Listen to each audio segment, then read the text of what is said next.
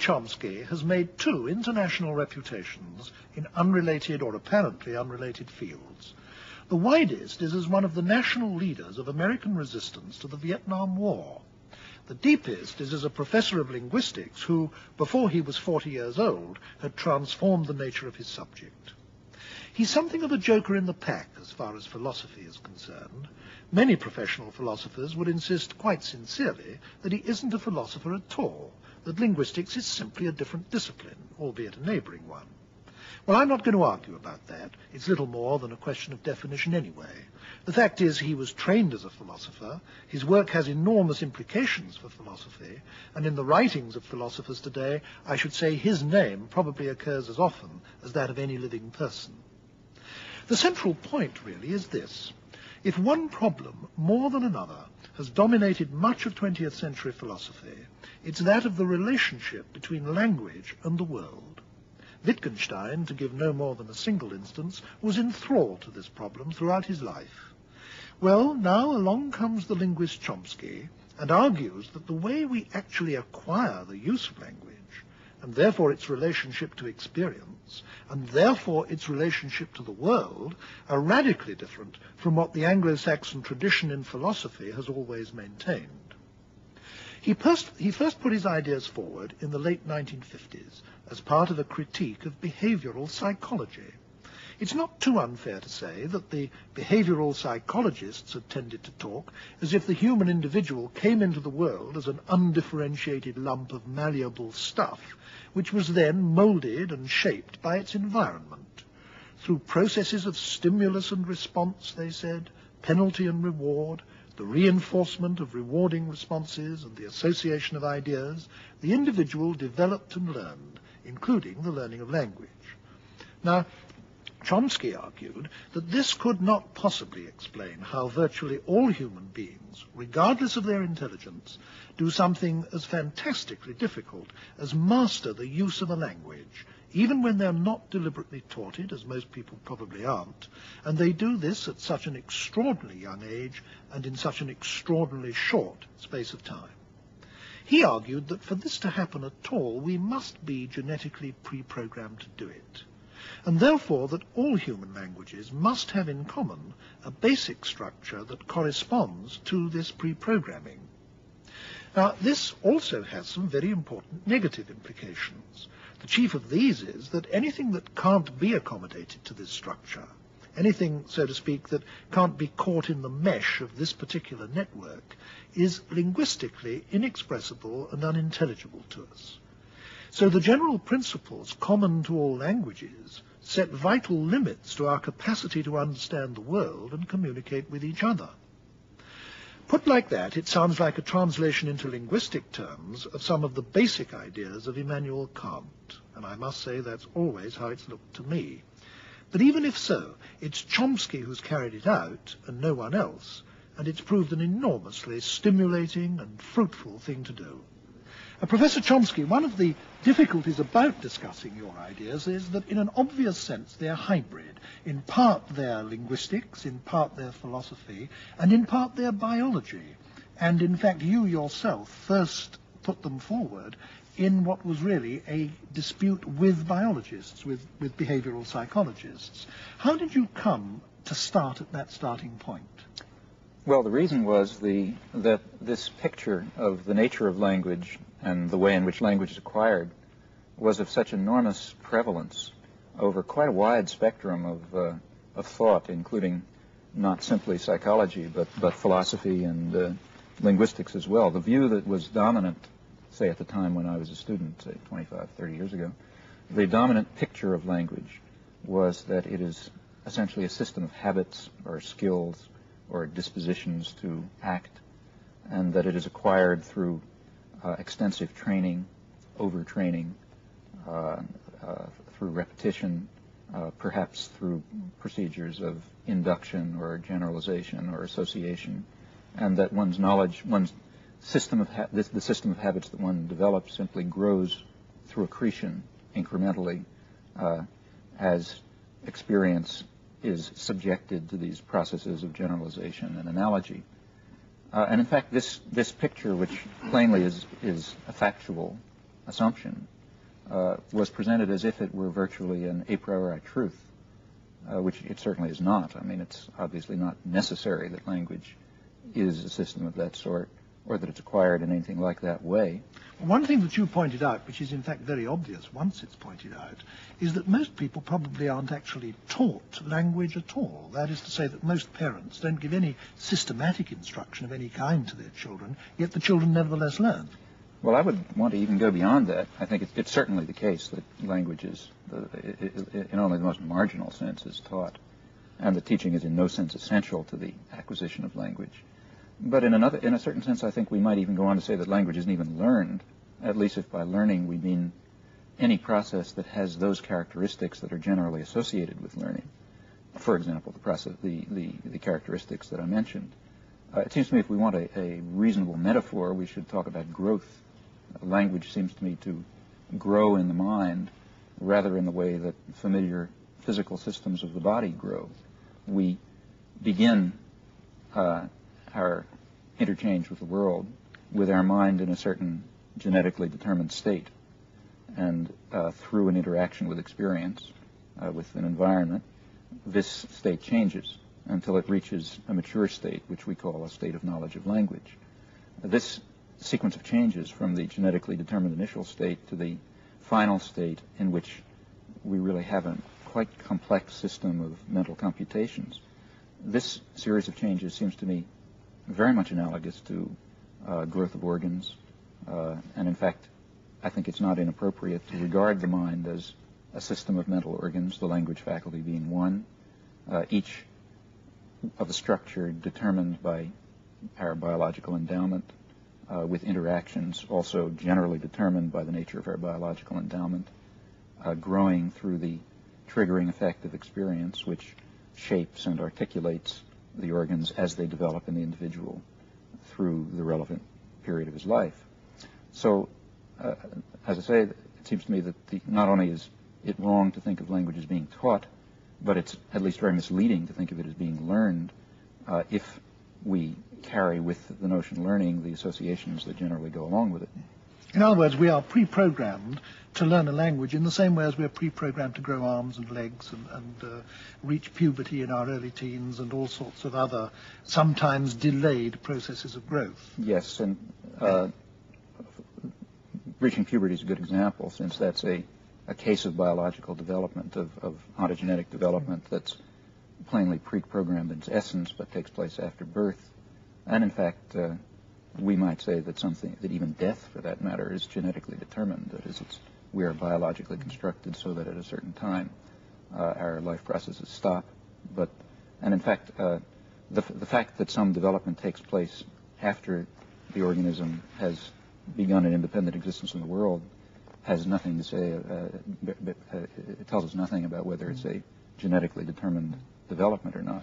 Now, one thing that follows from your view is that if we set out, as you have done in the course of your professional life, to investigate the language faculty of human beings, then what you are investigating is as much a biophysical system, I mean something that actually exists in matter, in stuff, in human tissue, as would be the case if you were investigating human vision or human digestion or the circulation of the blood.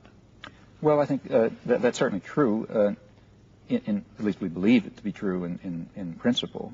We are not at a stage now where, in the study of the neural basis for higher cognitive processes, where it's possible to identify the physical structures that are involved in these operations.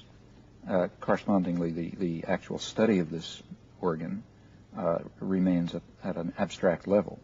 That is, we can try to investigate the principles by which it functions, but there's very little to say right now about the ways in which these principles are physically realized in structure.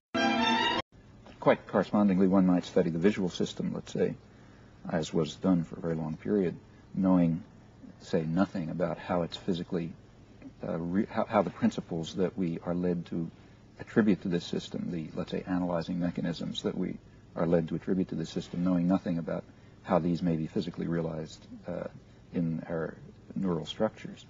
And I think it's quite appropriate to think of the contemporary study of language as being analogous to a study of vision at a period when it's remained impossible, technically or through the limitations of understanding technique and so on, it was impossible to determine the actual physical elements that entered into these systems, which could be studied only in an abstract fashion.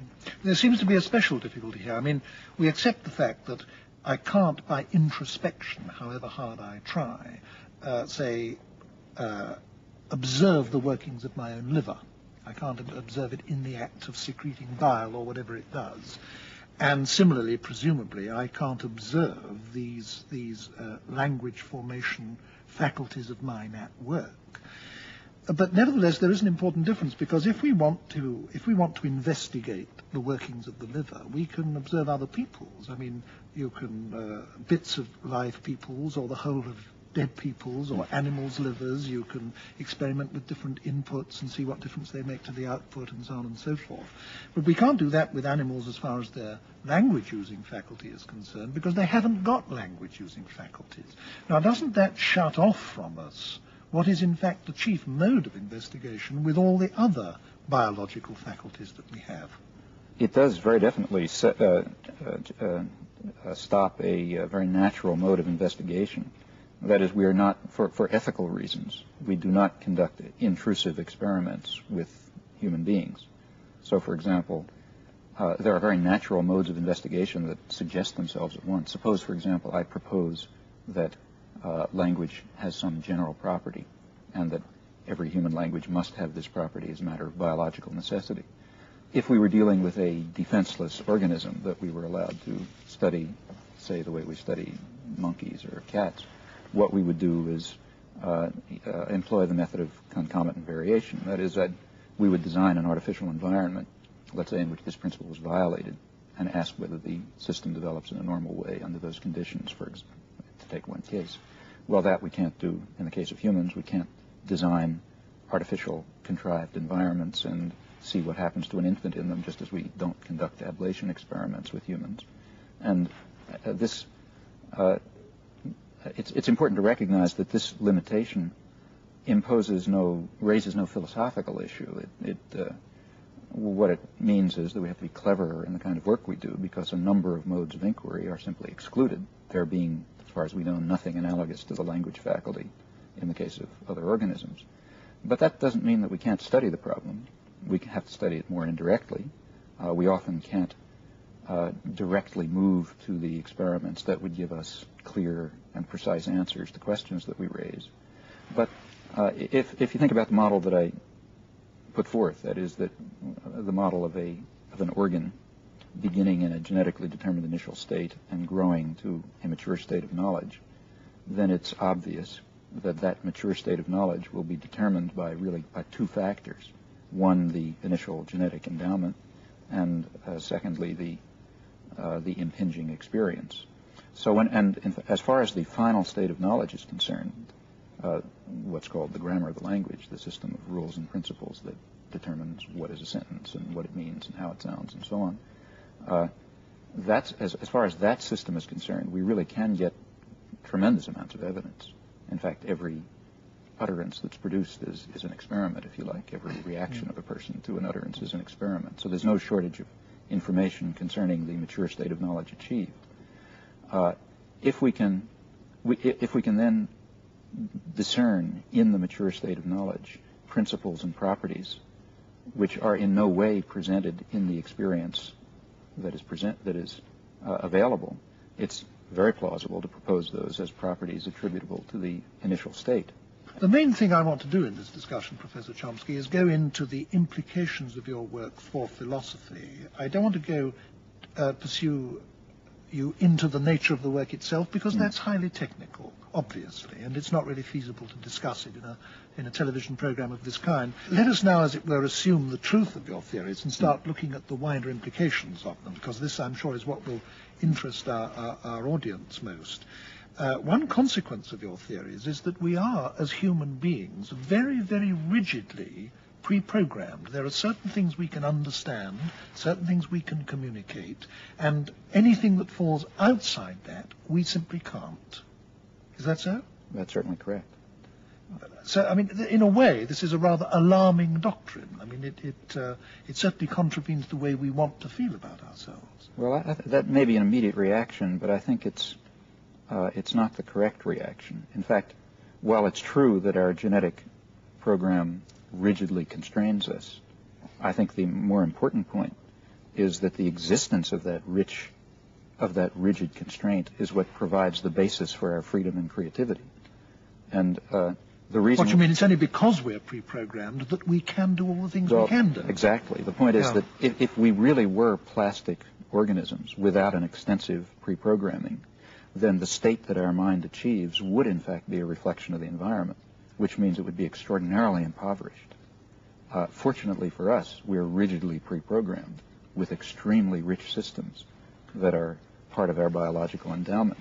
Correspondingly, a small amount of rather degenerate experience allows a kind of a great leap into a rich cognitive system, essentially uniform in a community, and in fact roughly uniform for the species. Which would have developed over countless evolutionary ages through the biological system, evolutionary process. Right. The basic system itself developed over long periods of evolutionary development. We don't know how, really.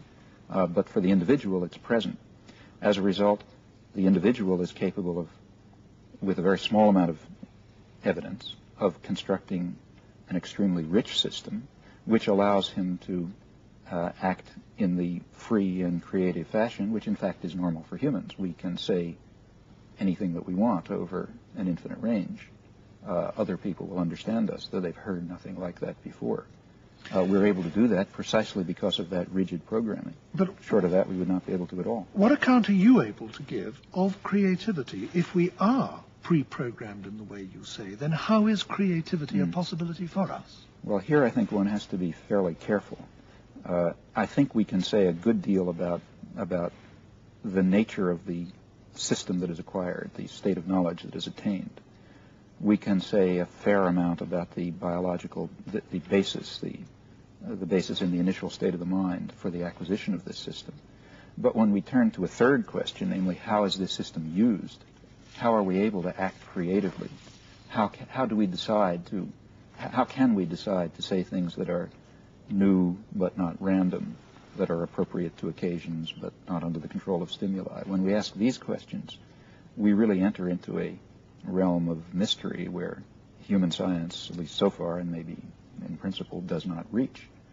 We can say a fair amount about the principles that make it possible for us to behave in our normal creative fashion, but as soon as questions of will or decision or reason or choice of action, when those questions arise, human science is at a loss. It has nothing to say about them as far as I can see. These questions remain in the obscurity that in which they were in classical antiquity. Would you also accept this, or not, that having arrived at our present situation across millions of years of evolution, we must have been going through a continual process of innovation and new adaptation and development of new abilities, dispositions, organs, etc. Might we not still be, as it were, plastic at the edges? Might we not still be developing and changing and genuinely evolving, if only on the margin? Well, I think one has to be, again, very cautious here, because while it's true in a very vague sense to say, it's correct to say that the systems that we now have developed through evolution and through natural selection, it's important to recognize how little we are saying when we say that. For example, it is certainly not necessarily the case that every particular trait that we have is the result of specific selection. That is, that we were selected for having that. In fact, there are striking examples to the contrary, or at least apparent examples to the contrary. Say, take, for example, our capacity to deal with abstract properties of the number system. Now, that's a distinctive human capacity, as distinctive as the capacity for language. Any normal human, in fact, down to pathological levels, can comprehend the properties of the number system and can move very far in understanding their deep properties. But it's extremely difficult to believe that this capacity was the result of specific selection. That is, it's hard to believe that people who were a little better at proving theorems of number theory had more children, let's say. That didn't happen. In fact, through most of human evolution, in fact, essentially all of human evolution, this capacity it would have been impossible to know that this capacity even existed. The contingencies that allowed it to be exercised never arose. Nevertheless, the trait is there, the capacity is there, the mental organ, if you like, has developed. Presumably it has developed as a concomitant of some other properties of the brain which may have been selected. For example, we can speculate, say, that that increase in brain size was a factor in differential reproduction, hence in evolution. And it may be that for physical law, because of physical laws that we presently don't know, that an increase in brain size under the specific conditions of human evolution simply leads necessarily to a system which has the capacity to deal with properties of the number system. Well, then that's a matter of physics, ultimately. And then the mind that evolves, the brain that evolves, will have this capacity, but not because it was achieved through selection. Now, I think it's at least likely that something of the sort is true of human language. And, I mean, surely if it were dysfunctional, it wouldn't have been maintained. It's obviously functional. But it's a long leap to claim that the specific structures of language are themselves the result of specific selection, and it's a leap that I don't think is particularly plausible. What you say, though, about the limitations that this imposes on us prompts in me the following thought. We're all very used, I think, to the idea that in social life, each one of us as individuals tends to construct a picture of the world around his own experience. And indeed, it's difficult to see how we could do anything else. We're bound to do that. We've got no alternative. But it does mean that each one of us forms a systematically distorted view of the world because it's all built up on what accidentally happens to be the particular and really rather narrow experience of the individual who does it. Now, do you think that something of that kind applies to man as a whole because of the reasons implicit in your theory? That is to say, that the whole picture that mankind has formed of the cosmos, of the universe, of the world, must be systematically distorted and what's more, drastically limited by the nature of the particular apparatus for understanding that he happens to have. Well, I think that is undoubtedly the case, but again, I would question the use of the word limited, which carries unfortunate suggestions. That is, I assume that one of our faculties, one of our mental organs, if you like, is, let's call it a science-forming capacity, a capacity to create intelligible explanatory theories in some domain. And if we look at the history of science, we discover that time after time, when particular questions were posed at a particular level of understanding, it was possible to make very innovative leaps of the imagination to rich explanatory theories that presented an intelligible picture of that subdomain of the universe, often wrong theories, as we later discovered, but there's a course that's followed. And this could have been the case only because we do have, and we in fact share across the species, a kind of a science-forming capacity that is that limits us, as you say, but by the same token, provides the possibility of creating explanatory theories that extend so vastly far beyond any evidence that's available. I mean, it's very important to realize that it should be obvious to say, but it's worth saying that when a new theory is created, and I don't necessarily mean Newton, I mean even a small theory, what the scientist is typically doing, first of all, he has very limited evidence. The theory goes far, far beyond the evidence. Secondly, much of the evidence that's available is typically disregarded. That is, it's put to the side in the hope that somebody else will take care of it someday and we can forget about it. So at every stage in the history of science, there's even normal science, not Kuhnian revolutions, there's a high degree of idealization that goes on. So there's selection of evidence, distortion of evidence, creation of new theory, confirmation or refutation or modification of that theory, further idealization. These are all very curious steps. And we're capable of, nevertheless, we can often make them, and make them in a way which is intelligible to others. It doesn't look like some random act of the imagination. And where that's possible, we can develop intelligible theories. We can gain some comprehension of the nature of this aspect of the world. Now, this is possible only because we are rigidly pre-programmed again, because we have somehow developed through evolution or however, the specific faculty of forming very particular theories. Of course, it follows at once, or at least it's reasonable to assume that this very faculty, which enables us to construct extremely rich and successful theories in some domain, may lead us very far astray in some other domain. For example, there may be some, again, a Martian scientist looking at us and observing our successes and errors from a higher intelligence, let's say, might be bemused to discover that whereas in some domains we seem to be able to make scientific progress, in other domains we always seem to be running up against a blank wall because our minds are so constructed that we just can't make the intellectual leap that's required. We can't formulate the concepts. We don't have the categories that are required to gain insight into that domain. Do you think that if our study of our language-forming capacity and hence our cognitive capacities, as you call them, our abilities to know and understand and learn, if these studies that you're pioneering result in an enormously amount of increased knowledge of all these human faculties, do you think it's at all likely that that increased knowledge will enable us to change and indeed expand the faculties? That, I think, is extremely unlikely because I think the faculties are a biological given. We may study the structure of the heart, but we don't do so because we think it's possible to replace the heart by another kind of pump, let's say, which might be more efficient. Similarly, here, I think if we ever did gain a real comprehension of the mental organs, that might help us in cases of pathology, marginal cases, in other words. But I wouldn't see how that could give any way, at least with our present science or plausible science, of modifying these capacities. What we might do, however, is at least it's in theory imaginable, that we might discover something about the limits of our science-forming abilities. We might discover, for example, that some kinds of questions simply fall beyond the area where we are capable of constructing explanatory theories.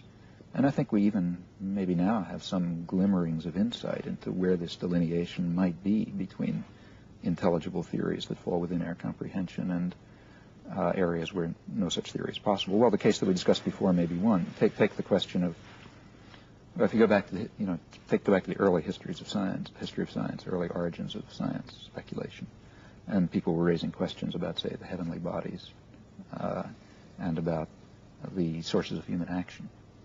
Well, we're asking exactly the same questions now about the sources of human action. There's been no progress. We have no idea how to approach this question within the framework of science. We can write novels about it, but we can't construct even false scientific theories about it. We simply have nothing to say when we ask the question, how does a person make a decision in a certain manner and not in some other manner when it's a free decision? We just have no way of dealing with that issue.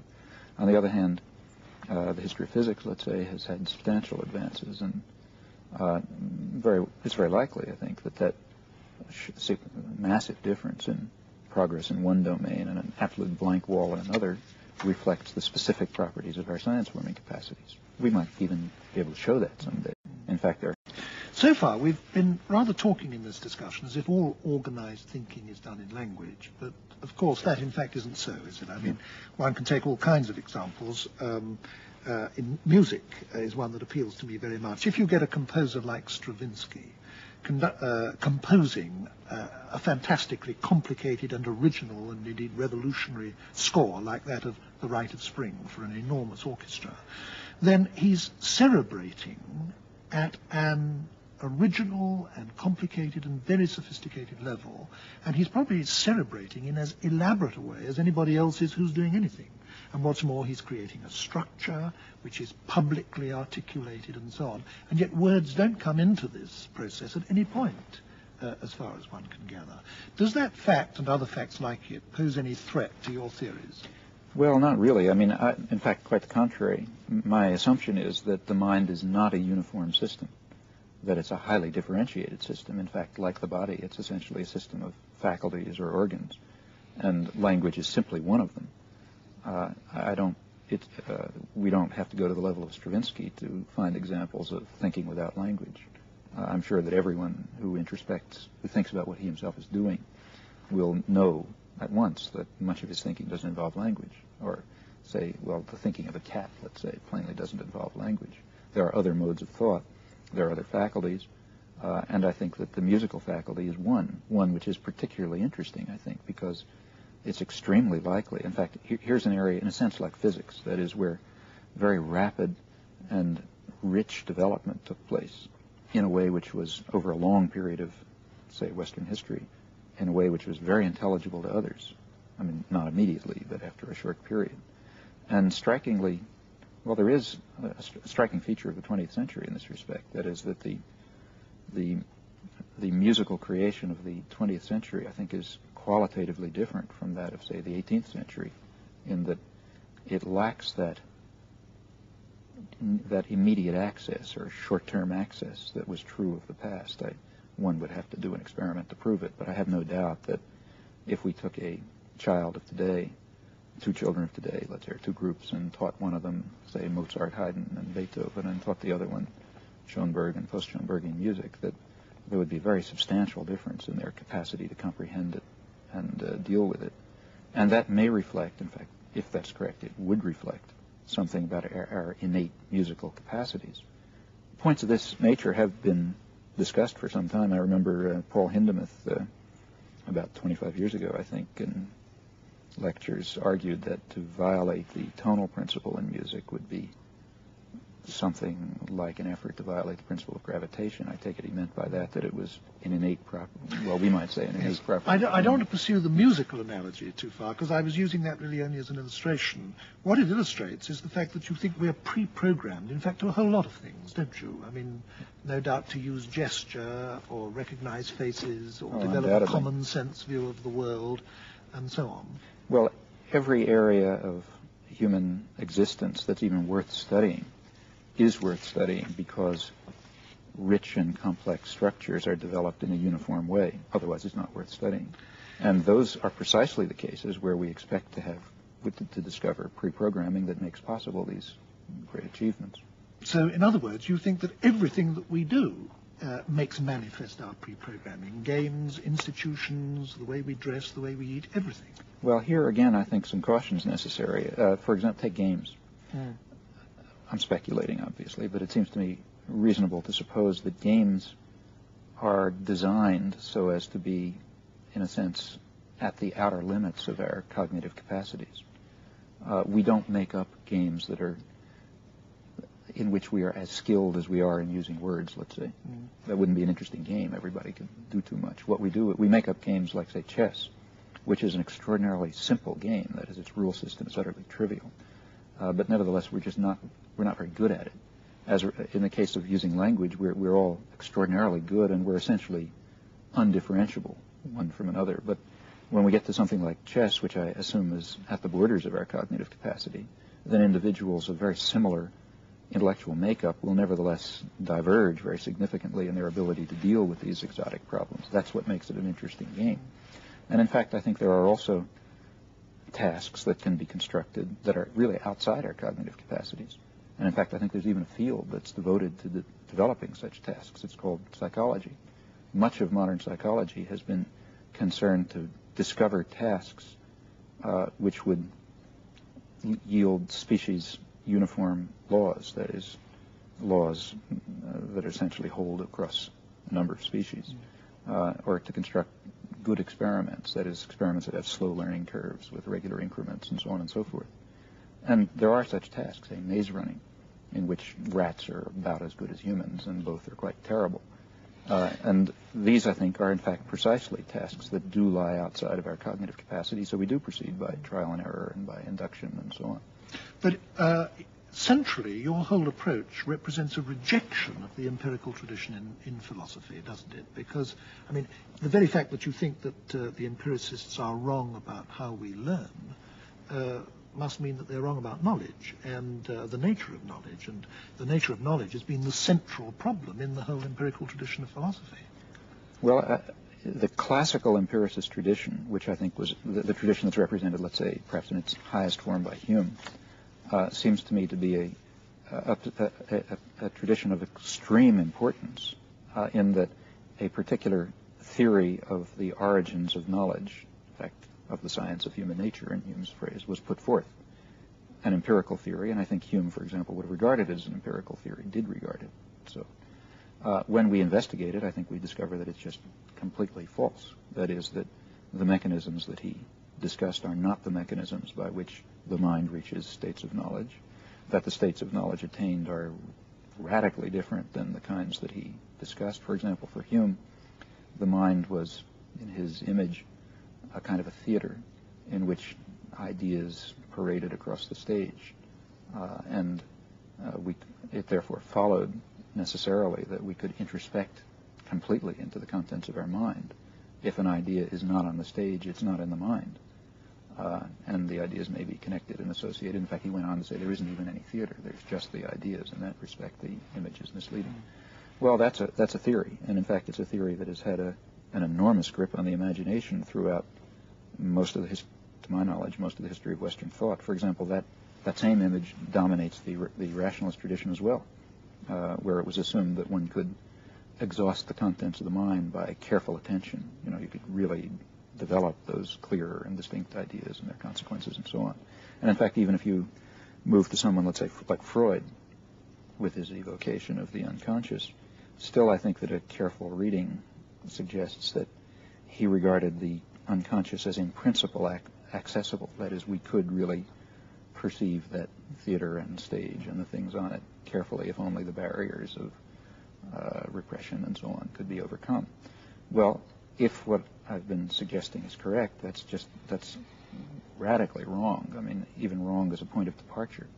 There is no reason at all that I can see for believing that the principles of mental computation that enter so intimately into our action or our interaction or our speech, to believe that those principles are at all accessible to introspection, any more than the analyzing mechanisms of our visual system, or for that matter, the nature of our liver, is accessible to introspection. It seems to me that over and over again you come back to the same point. That is to say that many of the particular problems discussed and theories put forward by philosophers in the main, but also psychologists, and you've just mentioned Freud, and in your writings you mentioned many others, are in fact theories about physical processes. They are therefore open to checking by investigation, and when you check by investigation you find out that the theories are wrong, and therefore you are, as it were, radically subversive of a lot of very well-established theories in our tradition.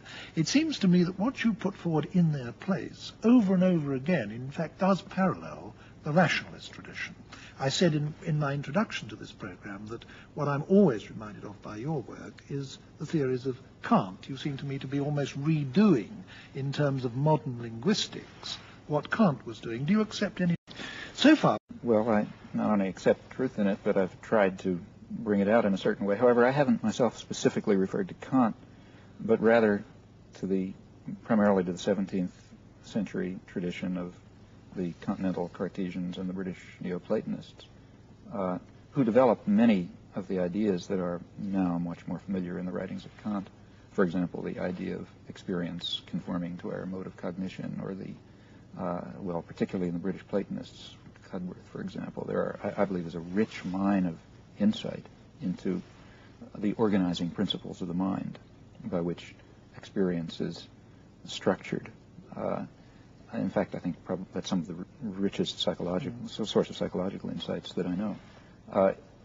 And that's the one, it's this tradition that I think that can be fleshed out and made more explicit by the kinds of empirical inquiry that are now possible. Of course, I think we also have to diverge from that tradition in a number of respects. I've mentioned one, namely the belief that the contents of the mind are open to introspection. Similarly, there's certainly no reason to accept the metaphysics of that tradition, to believe that there's a dualism of mind and body. I mean, you can see why the Cartesians were led to that. It was a rational move on their part, but it's not a move that we have to follow. We have other ways of approaching that question. Another thing that I mentioned in my introduction was the fact that you've made two international reputations, the other one, besides linguistics, being as a political activist. And it does seem to me that there is a connection between these two careers of yours. And I want to put this to you, really, in the form of a question. Liberalism grew up in the history of European thought in very close relationship to empirical philosophy and scientific method. the battle cry, really, in all three was, don't accept anything on the say-so of established authority, look at the facts and judge for yourself. And this was revolutionary in politics, science, and philosophy. And because of this, liberalism has always been regarded in the Western tradition as the main anti-authoritarian political creed. But just as you've rejected empiricism, you've also rejected liberalism, and you now say in your writings that whatever may have been true in the past, liberalism has now become the ally of authority. Would you accept that there is this underlying connection between your work in linguistics and, well, to put it dramatically, your opposition to the Vietnam War? Well, this raises quite a welter of questions. Let me begin by saying something about liberalism, which is a very complicated concept, I think. It's correct, surely, that liberalism grew up in the intellectual environment of empiricism and the rejection of authority and trust in the evidence of the senses and so on. However, liberalism has undergone a very complex evolution as a social philosophy over the years. If we go back to the classics, or at least what I regard as the classics, say, for example, Humboldt's Limits of State Action, which inspired Mill and is a true libertarian, liberal classic, if you like. The world that Humboldt was considering, which was partially an imaginary world, but the world for which he was developing this political philosophy was a post-feudal but pre-capitalist world. That it was a world in which there is no great divergence among individuals in the kind of power that they have and what they command, let's say. But there was a tremendous disparity between individuals on the one hand and the state on the other. Consequently, it was the task of a liberalism that was concerned with human rights and equality of individuals and so on. It was the task of that liberalism to dissolve the enormous power of the state, which was such an authoritarian threat to individual liberties. And from that, you develop a classical liberal theory in, say, Humboldt's or Mill's sense. Well, of course, that is pre-capitalist. He couldn't conceive of an era in which a corporation would be regarded as an individual, let's say, or in which enormous disparities in control over resources and production would distinguish between individuals in a massive fashion. Now, in that kind of a society, to take the Humboldtian view is a very superficial liberalism, because while opposition to state power in an era of such divergence conforms to Humboldt's conclusions, it doesn't do so for his reasons. That is, his reasons lead to very different conclusions in that case. Namely, I think his reasons lead to the conclusion that we must dissolve the authoritarian control over production and resources, which leads to such divergences among individuals. In fact, I think one might draw a direct line between classical liberalism and a kind of libertarian socialism, which I think can be regarded as a kind of an adapting of the basic reasoning of classical liberalism to a very different social era. Now, if we come to the modern period, here liberalism has taken on a very strange sense if you think of its history. Now liberalism is essentially the theory of state capitalism, of state intervention in a capitalist economy. Well, that has very little relation to classical liberalism. In fact, classical liberalism is what's now called conservatism, I suppose. But this new view, I think, really is, in my view at least, a highly authoritarian position. That is, it's one which accepts a number of centers of authority and control, the state on the one hand, agglomerations of private power on the other hand, all interacting with individuals as malleable cogs in this highly constrained machine, which may be called democratic, but given the actual distribution of power is very far from being meaningfully democratic and cannot be so. So my own feeling has always been that to achieve the classical liberal ideals for the reasons that led to them being put forth in a society so different, we must be led in a very different direction. It's superficial and erroneous to accept the conclusions which were reached for a different society and not to consider the reasoning that led to those conclusions. The reasoning, I think, is very substantial. I'm a classical liberal in this sense, but I think it leads me to be a kind of an anarchist, an anarchist socialist. Well, I'd love to pursue you down that road, Professor Chomsky, but that would be a new discussion and a new program. So I think we must, alas, end there. Thank you very much.